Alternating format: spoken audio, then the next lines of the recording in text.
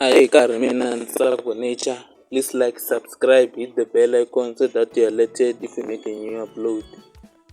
Ma swi vona loko loko AADP loko yi lava ku rhana Gaza a fanele yi endla ku ri yi tshembisa vanhu ku ri yi nga tirhisa Gaza ka mfumo lowa wa Hudson wa Dr. Hudson Ntsanwetso kahle Prof Hudson Ntsanwetso ku ri development leyi a yi ri kona ka Gaza hi nkarhi lowuya yi vuyisiwa hi ndlela leyi a yi ri xiswona.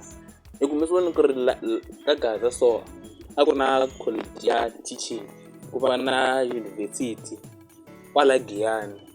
Ma swi vona so loko AADP yi lava ku rhana Gaza kumbe yi lava ku vanhu va ka Gaza va yi sapota, a yi promise vanhu ku ri Gaza yi ta develop-iwa yi va doroba ku fana na Polokwane, so ku ri yi prosper hi ndlela leyi Polokwane ni ngo yi nga prosper xiswona kumbe yi nga develop xiswona. Ku va na ti-building a Giyani ku fana na laha Polokwane, ma swi vona. So i swin'wana swa swilo leswi swi xotaka ka Gaza. Hleketa loko a Giyani ta dyondza laha Polokwane, ti-opportunity ta haleni Polokwane. Se loko ko endliwa ku ri Gaza yi pfuxiwa yi va kwale ka Gaza, like va tele vanhu lava ta kota ku access-a tertiary education leyi va yi lavaka kwale.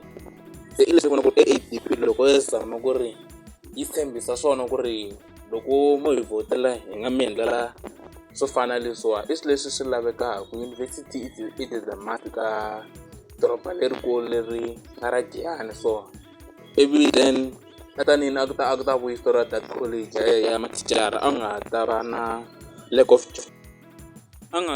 of jobs and opportunity.